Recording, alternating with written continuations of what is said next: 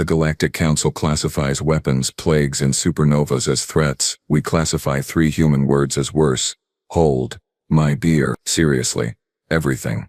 I've broken up fights between methane breathers and oxygen breathers. I've confiscated contraband that shouldn't physically exist in this dimension, and I've even filed incident reports for a Kirathi who tried to smuggle live plasma eels in their digestive tract. Don't ask, just don't. But nothing, and I mean absolutely nothing, prepared me for humans. My name is Krell, by the way. 4 arms, chitinous exoskeleton, compound eyes that can see in 17 different spectrums. I'm what you might call intimidating. At least, I was intimidating before I met them. Now I'm just tired. So incredibly tired. It started on a Tuesday. Well, what passes for Tuesday on Station 17, which is this massive way station on the border between the Terran Coalition and the Vrexian Empire.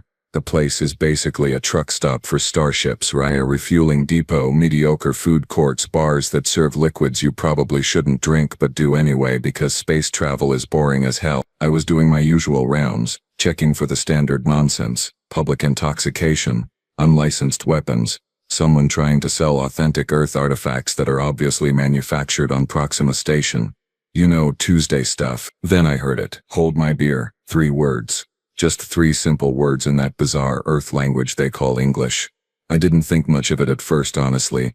I was walking past O'Malley's, which is this dingy little establishment that caters mostly to humans and species who can tolerate ethanol without dying. The place smells like recycled air and poor decisions, which is apparently exactly what humans look for in a quality drinking establishment. I glanced inside through the viewport, just a routine check, and saw this human, average height for their species, maybe a bit stocky, wearing a jumpsuit with some kind of corporate logo I didn't recognize. He was handing a cylindrical container to his friend, another human with this enormous grin on their face. Hold my beer, the first one said again, and I watched as he walked toward the bar's broken gravity generator.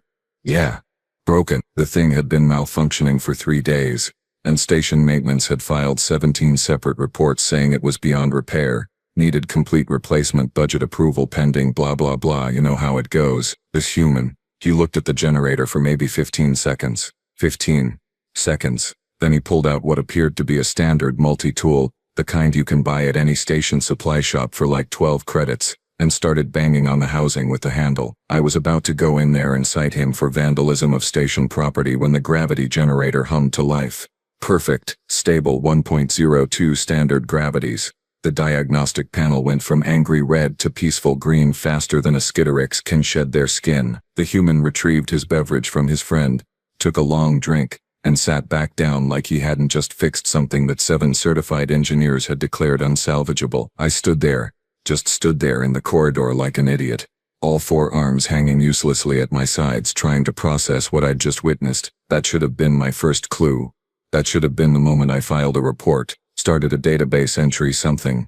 But no, I just logged it as a quirk and moved on with my patrol. If I'd known then what I know now, I would have immediately contacted the Galactic Council, initiated a threat assessment protocol, and probably requested a transfer to literally anywhere else in the galaxy. Because that phrase, those 3 innocent-sounding words, they're not innocent at all. They're a warning, a prophecy, a harbinger of absolute chaos wrapped in casual human confidence in what I can only describe as weaponized stupidity mixed with impossible competence. But I'm getting ahead of myself. So after the gravity generator incident, I went back to my normal routine, filed my reports, broke up the usual disputes, pretended I understood why humans insist on consuming fermented plant matter for recreation.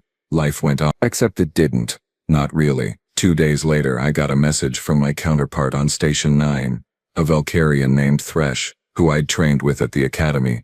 Thresh is meticulous, paranoid to a fault, the kind of officer who files reports about reports. So when he contacted me on a private channel, I knew something was bothering him. Krell, he said, his translator rendering his chittering sounds into standard galactic common. Have you encountered any humans lately doing, well, impossible things? I felt my secondary arms twitch involuntarily. Define impossible. I mean, I watched one of them repair a plasma conduit with chewing gum and wire. The conduit was actively venting superheated gas. He should have been vaporized. Instead, he fixed it, and now it's running more efficiently than before installation. Did he? I asked slowly, already knowing the answer. Did he say anything before attempting this? Yeah, actually. Something about holding his beer. Why? That's when I knew. That's when the cold realization started creeping up my spine, if I had a spine in the traditional sense. I started digging, called in favors, accessed incident reports from across the Transit Authority network, even reached out to a few contacts in Galactic intelligence. Turns out I wasn't the only one noticing a pattern. Station 42 reported a human who'd said the phrase before manually piloting a freighter with a completely dead navigation system through an asteroid field. Not around it, through it. Didn't even scratch the hull. The Nexus Prime mining colony documented a human engineer who'd uttered those words before jumping into a collapsing mine shaft to rescue trapped workers. She came back up with all 7 miners plus the mining equipment everyone had assumed was lost, and somehow had time to reinforce the support beams while she was down there. A military outpost near the border zones logged a human saying it before disarming a Kren battle drone with nothing but a maintenance ladder and what the report described as unprecedented audacity. Every single incident followed the same pattern. Human assesses impossible situation. Human makes verbal declaration about beverage custody. Human proceeds to do the impossible thing anyway. Reality apparently takes a coffee break. I compiled everything into a database. Dates, times, locations, outcomes, witness statements. The data was alarming. 63 documented incidents in the last standard month alone, and those were just the ones that got officially reported. The correlation was undeniable. My captain, a stern Dravexian named Adjarath who'd seen combat in 3 different wars and supposedly didn't fear anything, reviewed my findings with increasing concern. Her scales shifted through colors I'd never seen before, which in Dravexian body language roughly translates to "what the actual hell." "This needs to go higher," she said finally. "Way higher." So it did. Within a week I was presenting my data to a subcommittee of the Galactic Security Council. Me, a mid-level security officer from a border station, standing in front of representatives from 47 different species, explaining why 3 words in an Earth language were potentially the most dangerous phrase in known space. They thought I was crazy at first. I could see it in their various forms of body language.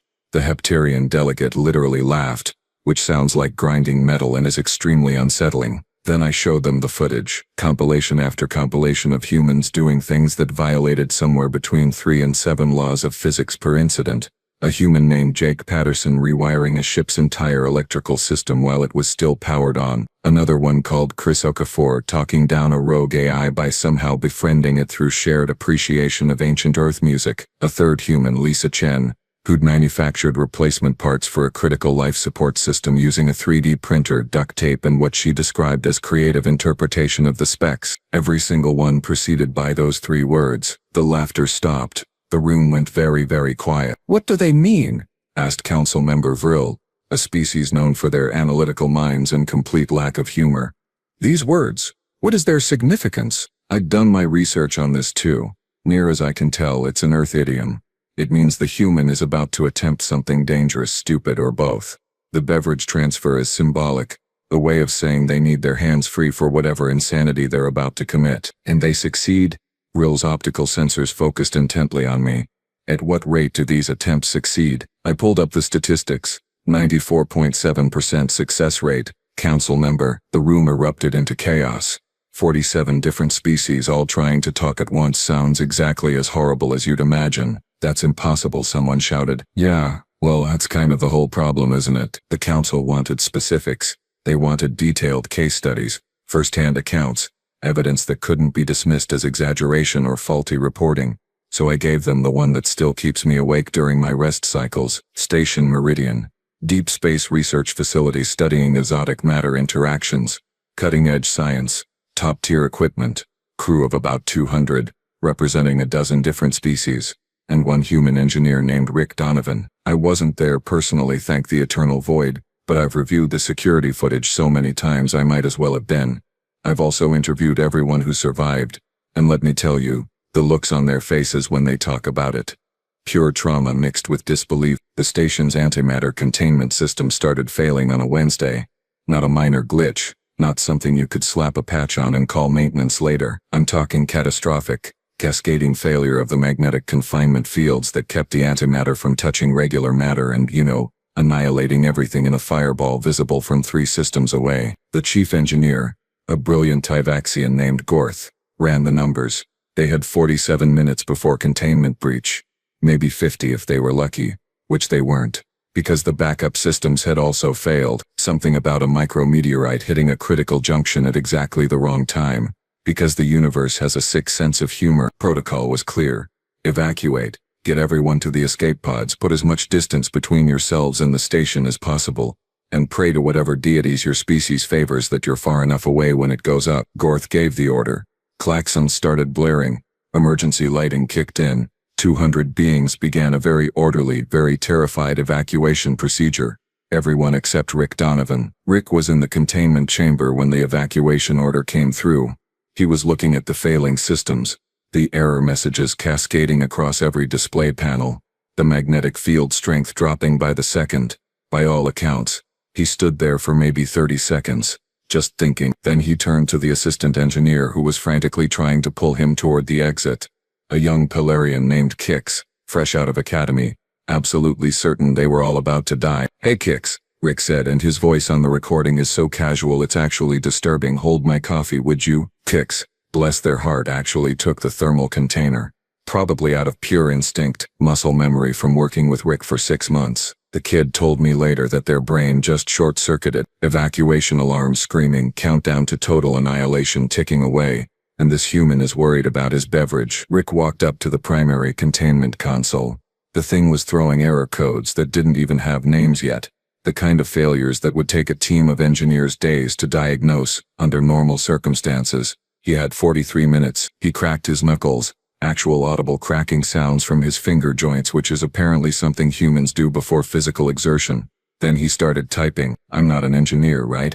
I'm security. But I've had enough Tevaxian specialists explain to me what Rick did, and every single one of them uses words like shouldn't be possible and violates fundamental principles, and my personal favorite, I don't want to talk about it anymore." He bypassed 17 safety protocols that existed specifically to prevent what he was attempting. He rerouted power from life support, environmental controls, even the artificial gravity in 3 sections of the station. He manually recalibrated the magnetic field generators using equations he apparently just knew off the top of his head. No computer assistance, just mental math while reality counted down to annihilation. 20 minutes in, Gorth came back. Couldn't help himself.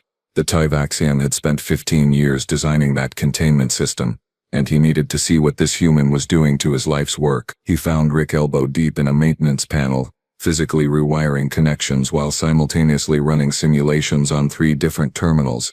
The man had somehow grown extra hands, except he hadn't. He was just moving that fast with that much precision. "What are you doing?" Gorth demanded. "The math doesn't work. The power requirements alone, it's impossible." "Yeah," Rick said, not even looking up from his work. "Math said bumblebees can't fly too. And yet, that quote made it into the official report. I have no idea what bumblebees are, and honestly, I don't want to know." 15 minutes left. Rick implemented something he called a jury-rigged cascade stabilization loop, which I'm told is technical jargon for thing that shouldn't exist but does now. He redirected the antimatter containment through a series of secondary and tertiary systems that weren't designed for that purpose, creating a completely new configuration that had never been tested, simulated, or even theorized. 5 minutes left. The entire engineering team had returned now. Evacuation be damned. Watching this human rewrite physics in real time, the magnetic field strength was climbing. Slowly, impossibly, it was climbing. 2 minutes left. Rick pulled his hands out of the panel, closed the maintenance hatch, and pressed one final command sequence. The containment field stabilized. Not just stabilized, improved. The system was running at 103% efficiency, better than factory specifications, better than it had ever run before. Rick wiped his hands on his jumpsuit, retrieved his coffee from Kix, who was standing there with their mouth hanging open in a very un-Pelarian display of shock, and took a long drink. He said. "Still warm." The station didn't explode. Rick went back to his quarters, logged his repair work with a maintenance report that read "fixed the thing, should be good now," and apparently took a nap. Gorth had to be sedated. I read that report 7 times before I believed it. Watched the footage another dozen times after that. Every time, the same impossible result. Every time, my concern grew a little deeper. Because here's what really terrifies me about this incident. Rick Donovan isn't special among humans. He's not their best engineer, not some legendary figure. He's just a guy. A regular human doing a regular job. If this is what regular humans can do when they decide reality is more of a suggestion than a rule, what happens when they really try? The council was unsettled after the Meridian Station report. Good. They should have been. But some of them, particularly the military representatives, still thought this was just engineering luck. Flukes, statistical anomalies that happen to cluster around humans because I don't know, the universe plays favorites apparently. So I showed them what happened during Operation Unified Front. This was supposed to be a routine joint military exercise. 5 species, coordinated fleet maneuvers, simulated combat scenarios against AI-controlled hostiles, the kind of thing the Galactic Defense Force runs twice a year to make sure everyone can work together if, something actually tries to invade. The human contingent sent 3 fighter squadrons, 36 pilots total. Among them was Lieutenant Jenny Torres, callsign Falcon, a combat pilot with exactly 4 years of experience. Not a rookie, but certainly not a decorated veteran either. Just another pilot in the formation. The exercise took place in the Kessler Proving Grounds, this massive empty sector of space, set up with sensor networks and safety protocols. The simulation was designed to be challenging but manageable. A fleet of hostile drones programmed with adaptive AI meant to test coordination and tactical flexibility. Command briefed all the pilots. Standard engagement protocols. Stay in formation. Support your wingmates. Follow the battle plan. Simple stuff that every species had drilled into their combat doctrine for centuries. The simulation began exactly as planned. The drone fleet appeared on sensors exactly where intelligence predicted. 5 species worth of fighters moved into position. Weapons hot, communications crisp and professional. Textbook execution. Then the drones adapted. Nobody told the pilots that this simulation was running a new AI program. Experimental software designed to learn and counter tactics in real time. The kind of thing you'd actually face against a sophisticated enemy. The brass wanted to see how the joint force handled unexpected challenges. They handled it poorly. Within 8 minutes, the entire tactical formation had collapsed. The drones were anticipating every maneuver, countering every strategy, exploiting every gap in coordination between species. The Vrexian fighters, built for speed, kept overshooting their positions because the Tholian ships, built for durability, couldn't keep pace. The Kelvorian pilots were trying to implement their standard encirclement doctrine, but the human fighters had never trained for that specific formation and kept breaking the pattern. 12 minutes in, the first fighters started getting tagged by the simulation's weapon locks. Not destroyed. This was an exercise, but marked as casualties and required to withdraw from the combat zone. In a real battle, they'd be dead. 15 minutes in, half the force was eliminated. The remaining pilots were scattered. Communication channels filled with conflicting orders in 4 different languages. Tactical coherence completely gone. The exercise commander, a decorated Vrexian admiral named Thexnor, was about to call the whole thing off. Total failure. Embarrassing. But better to admit defeat in a simulation than get people killed in actual combat. That's when Jenny Torres broke radio silence. Command, this is Falcon. Requesting permission to try something. Admiral Thexnor, to his credit, was desperate enough to listen. Falcon, our formation is broken. We're down 50%. What could you possibly— Yeah, I know, Jenny interrupted, which is apparently very rude in Vrexian military protocol, but I've got an idea. Just need everyone to hold my beer for like 3 minutes. There was a pause. A long pause. The exercise recorder caught 17 different species on the command channel trying to figure out what beverage custody had to do with military tactics. Is this a human idiom? Asked Thextor. Sir, with respect, we really don't have time for cultural translation. I need all remaining fighters to fall back to rally point Theta and wait for my signal. Something in her voice must have convinced him. Or maybe he just figured the exercise was already a disaster. What's one more unorthodox attempt? Either way, he gave the order. 24 remaining fighters retreated to the rally point. The drone fleet, sensing victory, pressed their advantage, moving in for the killing blow on the clustered targets. Tactically stupid to bunch up like that. Every species combat doctrine said so. Jenny's fighter broke from the group. Alone. Single fighter against 47 advanced combat drones with adaptive AI. Falcon, what are you doing? Thexnor demanded. Buying time, sir. Oh, and you might want to tell the safety team to check their sensor calibrations. This is gonna look weird. What happened next took 47 seconds. I've watched the tactical replay at least 100 times and I still don't understand half of it. Jenny Torres flew her fighter in a pattern that shouldn't be possible. She used the gravitational interference from 3 nearby asteroids that weren't supposed to be part of the exercise space. creating a slingshot effect that tripled her velocity. She fired her weapons not at the drones but at specific points in space, creating a web of energy discharge that the drones had to navigate around. Then she flew through her own weapons fire. The safety officers nearly had collective heart attacks. All 7 of them. You don't fly through active energy weapons. That's how you die. Except Jenny had calculated the exact dispersal pattern, the precise timing, and she threaded through the gaps like she was stitching reality together. The drones tried to follow. Their adaptive AI saw a target, calculated intercept courses, predicted her trajectory. They flew right into the energy web she'd created. 17 drones, tagged as destroyed in 6 seconds. The remaining drones recalculated, spread their formation, tried to box her in. Jenny responded by doing something the after-action report called aggressive 3-dimensional maneuvering beyond recommended G-force tolerances.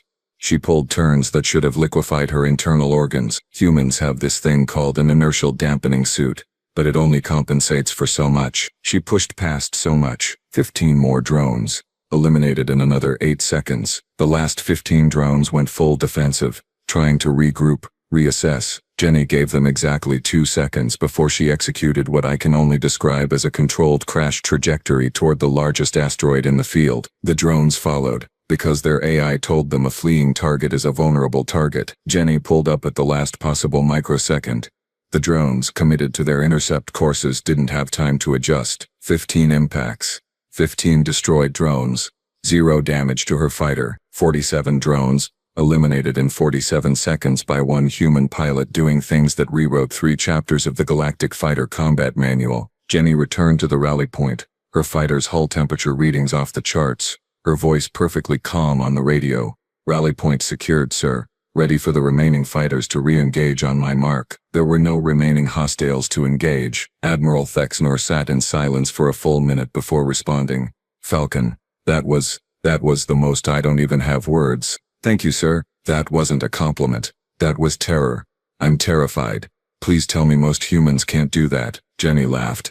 Actually laughed. Oh no, sir. Most of us are way better pilots than me. I'm just decent. The exercise ended. The tactical AI spent 3 days analyzing Jenny's maneuvers and concluded that her success probability should have been 0.03%. She'd done something that the AI couldn't predict because it violated the fundamental assumptions programmed into its logic. The Galactic Defense Force added an entire new section to their combat training manual titled Accounting for Human Tactical Flexibility. It's 14 chapters long. And Jenny Torres, she got promoted, received commendations from 3 different species, and apparently celebrated by going to a bar and having an actual beer. When I presented this to the council, the military representatives stopped arguing. They stopped pretending this was normal, because if one regular human pilot could do that, what happens when they deploy a whole squadron with that mindset? What happens when an entire fleet decides to hold their collective beer? Nobody wanted to answer that question. The emergency session of the Galactic Security Council lasted 9 hours.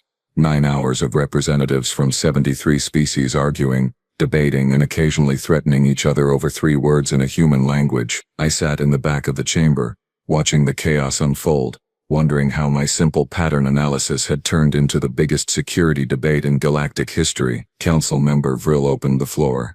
We are here to determine an appropriate response to what the reporting officer has termed "hold my beer" incidents involving human personnel across Galactic Transit Authority space and military operations. Officer Krell, your recommendation. I stood, all 4 arms clasped behind my back in formal posture. Council members, I recommend we implement an automatic threat level escalation protocol whenever this phrase is detected in human communications. Maximum threat level immediate area evacuation. Crisis response teams on standby. The chamber erupted. That's absurd, shouted the Kelvorian delegate, their translator struggling to keep up with their rapid speech. You want us to treat a colloquial phrase as equivalent to a weapons discharge or hostile incursion? Do you understand the resource implications? I understand that we've documented 217 incidents in the last 2 months, I replied, keeping my voice level. 217 situations where humans have said this phrase and then proceeded to break fundamental laws of physics, engineering, or tactical doctrine. The resource cost of preparation is significantly less than the resource cost of cleaning up after they've already done the impossible thing. A Dravexian military commander stood, scales shifting to aggressive crimson. My pilots trained for years to achieve combat proficiency.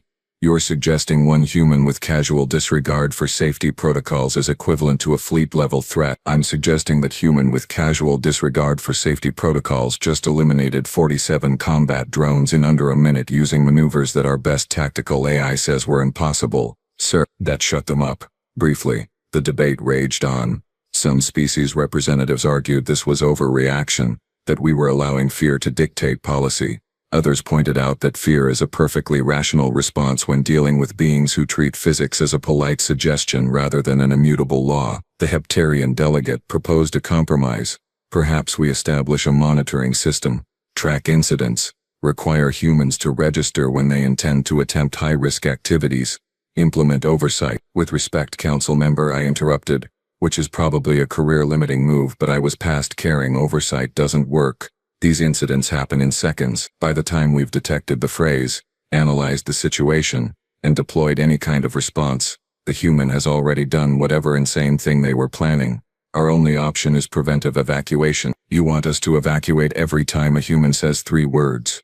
The Polarian Observer's translator conveyed absolute disbelief. Yes, exactly yes. Because the alternative is having personnel in the blast radius when Rick Donovan decides to manually recalibrate antimatter containment or Jenny Torres decides gravity is optional. Council member Vril called for order, their voice cutting through the noise. Let us consider the statistical evidence. Officer Krell, what is the injury rate for non-humans in proximity to these incidents? I pulled up the data. Surprisingly low, council member.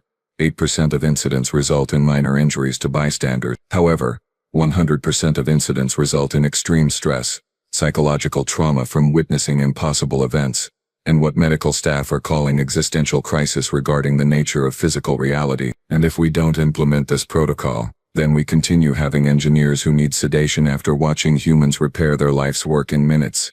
We continue having military personnel questioning their entire tactical training. We continue having civilians exposed to situations where the laws of physics are, and I cannot stress this enough, apparently negotiable if a human is sufficiently motivated. The vote took another 3 hours of debate, but eventually, with a narrow margin of 51%, the protocol passed. Official designation code Amber H. Hold my beer protocol. When detected, automatic threat level escalation to maximum, immediate area restriction, emergency response teams on standby, non-essential personnel evacuated to safe distance, defined as far enough away that you can't see what the human is doing. The protocol went into effect across all Galactic Transit Authority facilities within a week.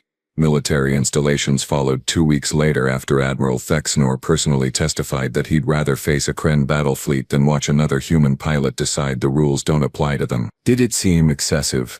Absolutely. Was it necessary? Well, let me tell you about the incident that proved the Council made the right choice. 3 months after the protocol went into effect, I got to see it in action. Lucky me, I was back on Station 17. Because apparently the universe has a sense of irony. Routine shift. Nothing unusual. Just another day of making sure nobody smuggled anything too dangerous through the checkpoint. Then the core reactor started overloading. Not a minor fluctuation. Not a maintenance issue. The primary fusion reactor that powered the entire station, serving as home to 15,000 beings from 60 different species, decided that today was a great day to experience cascading plasma feedback. The engineering team ran diagnostics. The results were, in technical terms, extremely bad. Containment breach in 22 minutes. Reactor explosion would vaporize the station and everything within a 50-kilometer radius. Evacuation was impossible. We had 412 docked ships. And even if we loaded everyone into every available vessel immediately, we'd maybe save 3,000 people. The station administrator was calling for calm while simultaneously updating her will. I was already running worst-case scenarios through my head, trying to figure out which sections we could seal off to buy more time. Then I heard it over the emergency channel. Hey, anybody got a beverage on them? Doesn't matter what kind. I knew that voice. Jack Romano, human maintenance tech. Worked on environmental systems mostly. Nice guy, always polite. Absolutely unremarkable in every way except for the critical fact that he was human. My training kicked in immediately. Muscle memory from the 17 drills we'd run since the protocol implementation. Code Amber H. I announced over station-wide communications, trying to keep my voice steady. I repeat, Code Amber H. In Reactor Section 7, all personnel evacuate to designated safe zones immediately. This is not a drill. Krell, what are you doing? The administrator demanded on the command channel. We don't have time for. Protocol requires immediate evacuation when the phrase is detected. Administrator, non-negotiable. The phrase. What phrase? We have a reactor breach. We need every engineer we have working on. Ma'am, a human just asked someone to hold his beer in the reactor control room. Get everyone out. Nah. To her credit, she'd read the briefings. She'd seen the reports. She gave the order. Chaos. Beautiful, organized chaos. Emergency teams moving through corridors herding confused civilians toward the safe zones we'd designated specifically for this kind of scenario. The zones were reinforced sections on the opposite side of the station, behind 3 redundant blast shields far enough away that you couldn't directly observe the reactor section. This is insane, muttered Thresh, my Valkyrian colleague, as we supervised the evacuation. We're abandoning the reactor during a critical emergency because of 3 words. Trust the protocol, I said, hoping I sounded more confident than I felt. 18 minutes until projected containment breach. The last technician cleared the reactor section. Environmental sensors showed only 1 life sign remaining. Human. Obviously, we waited. Command center went silent except for the countdown timer and our own breathing, which sounds different for every species but universally translates to pure anxiety. 15 minutes. 14. 13. The plasma feedback reading stabilized. Just stopped climbing. Started dropping. 10 minutes. The containment field strength began increasing. 5 minutes. Reactor temperature normalized. 2 minutes. All systems green. Jack Romano's voice came over the comm. Casual as ever. Yeah. So, we're good. Somebody recalibrated the magnetic bottle wrong during last maintenance. Fixed it. Also upgraded the cooling efficiency while I was in there. Should run about 12% better now. The silence in the command center was deafening. Jack, I said carefully. What exactly did you do? Oh, rewired some stuff. Adjusted the plasma flow regulators, rebuilt part of the containment array. Pretty standard repair work. Why'd everyone evacuate though? Seems like overkill. I looked at the administrator. She looked at me. Thresh made a sound like grinding gears, which is Valkyrian for stunned disbelief. Jack, the administrator said slowly, you just prevented a station-wide catastrophe in 18 minutes. Huh. Cool. Hey, can someone bring me that coffee I left in the break room?